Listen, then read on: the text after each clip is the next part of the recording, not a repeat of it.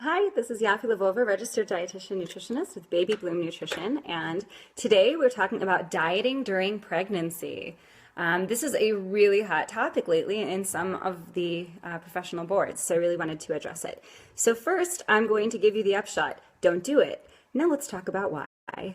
Last week I covered what weight gain is during pregnancy, how much weight you could expect or maybe not expect, and what that weight is. If your baby is 7 pounds, what's the rest of that going on? Why did you gain 30 pounds during your pregnancy, or like 50? So go back and check that out for the actual breakdown of what pregnancy weight is. So let's talk about dieting. First, I am not a fan of dieting in general. You can make healthy choices that don't involve guilt. And a lot of times most of the time, dieting involves guilt, that you are not supposed to eat this food, and then you fixate on it, and then you eat it, and then you feel guilty. So instead of doing that, it's best to just take that food that you want and figure out how it can fit into your diet. Maybe pairing it with something. Maybe if you want a ton of ice cream, we'll have some ice cream. Listen to your body. I'm really big on listening to your body. Listen for your hunger and your satiety signals. And that goes through pregnancy, that goes through breastfeeding. Your body is super smart, and it will tell you when to start eating and when to stop, and also what to eat. So here's the thing. A lot of people have a strong history of poor body image. A lot of us women, we really go for that figure that's on the cover of Cosmo or what have you. We have a history of dieting. We have a history of restriction and putting foods on the forbidden list, or labeling foods as good or bad, clean or not clean. And a lot of women also have a history of an eating disorder, whether it's binge eating or anorexia or bulimia or even orthorexia, where we get so entrenched in these thoughts of clean eating and exercising that we just restrict our diet to the point that it actually does negatively affect our health. And it affects our mental health before that as well. So let's talk about why you shouldn't diet during pregnancy. Okay, as I said, I'm not a fan of dieting anyway, but specifically during pregnancy and breastfeeding, you really want to make sure that your body is getting what it needs, because your body is not just your body then. During both pregnancy and breastfeeding, your body is helping to nourish someone else. And even though that someone else is very small, it turns out it's very important for that little tiny fetus to have appropriate nutrition even early in the pregnancy, when they're just a collection of cells. So this was really made glaringly obvious during the Dutch hunger winter. And if you haven't heard of that, in 1944, when the Netherlands was occupied by Germany, the entire western part of the Netherlands, including Amsterdam, had very, very strict food rations by the Germans. For 5 or 6 months, they were restricted between 400 and 800 calories per day, even for pregnant women. And that was constant through all social classes. And that's why this is the perfect, awful, terrible study, because usually there are other factors to consider. And this was just across the board. Everyone had these awful food rations for 5 or 6 months. So what happened? Well, they went back and looked at babies who were conceived or born during this period, and looked at what point that fell during the pregnancy. Was the famine at the beginning of the pregnancy, the middle, or the end of the pregnancy? And they noticed that there were certain specific disease states that corresponded to when the famine was and the stage of pregnancy. So we're not talking specifically about that study, but the end result is that children who experience famine as a fetus during pregnancy are at much significantly higher risk for cardiovascular health down the line, metabolism, breast cancer. There was a significant increase in breast cancer, age-associated decline of cognitive functions, which means memory loss, that type of thing. Blood coagulation issues, so that also has to do with cardiovascular health. Decreased kidney function. They had a small stature. That was more when the famine was closer to the end of the pregnancy. Poor stress coping skills as children and as adults.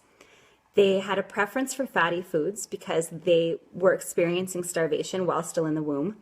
And they had a higher incidence of depression. Adiposity, which is the ability to put on and maintain fat on the body, was seen even 2 generations later. So the study, one of the lines from the study was, "You are what your grandmother ate." So the grandmother who was conceived during this famine, she had an increase in weight gain. Her daughter had an increase in weight gain. Her granddaughter had an increase in weight gain.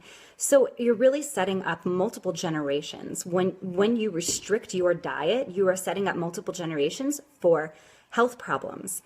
And yes, this was extreme. This was 400 to 800 calories per day. And God forbid you should be looking at that type of situation. But even when you are restricting your diet to any amount of nutrition that's below optimal, below what you and your fetus need, you are setting yourself up and your fetus up and possible future generations for certain health issues.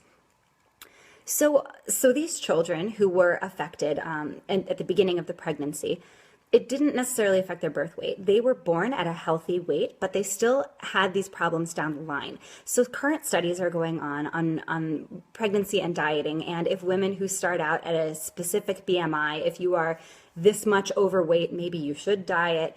These studies are not looking at the long term at this point.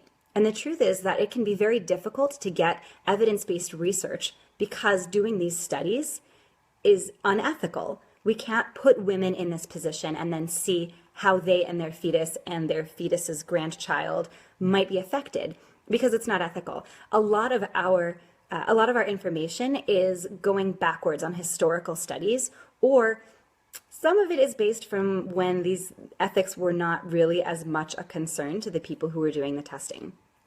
For instance, a lot of our micronutrient information came from testing on prisoners in the 50s.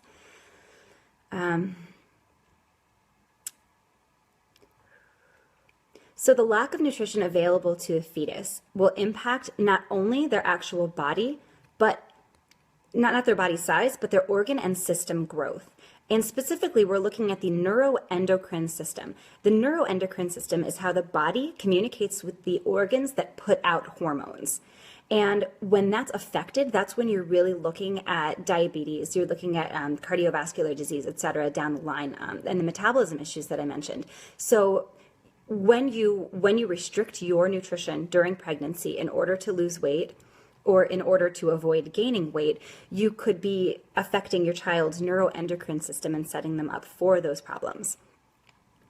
So you may ask, why was this so common in the Netherlands, but not in other countries that are third world countries? We don't hear about the diabetes incidence in Rwanda, for example. So this study really brought to the front that when you have starvation in the womb and then adequate nutrition immediately after the womb, that's when we're having all of these problems.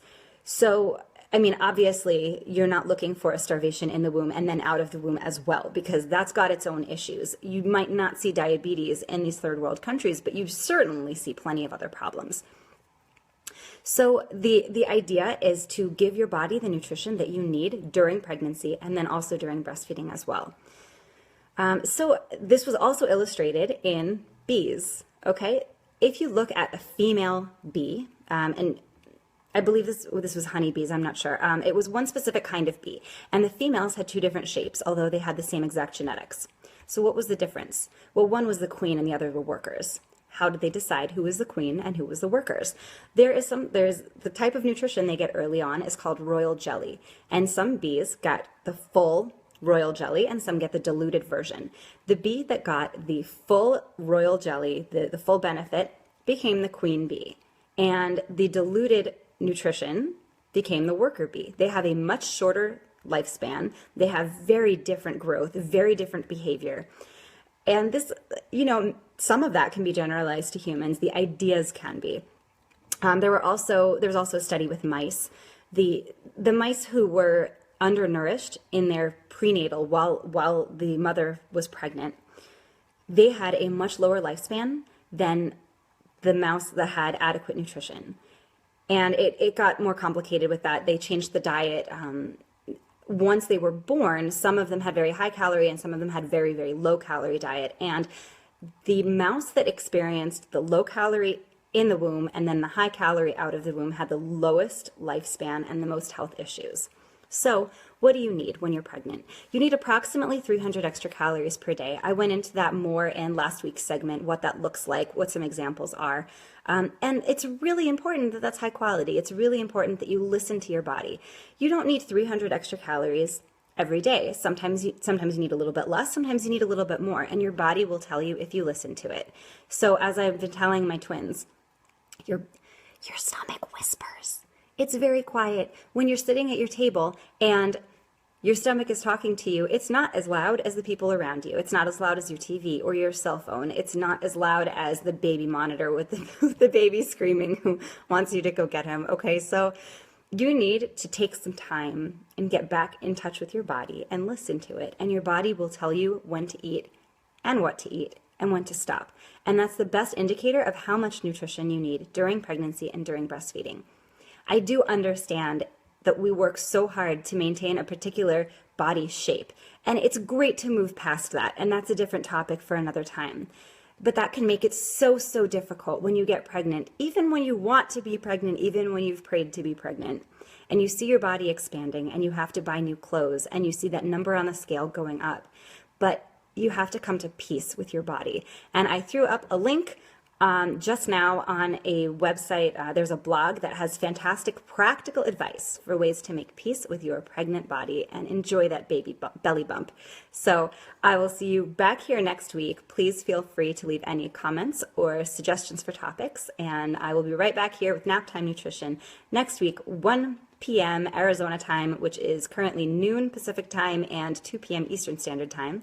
If you're local, come to Toddler Test Kitchen at the Hallie Hart Children's Museum.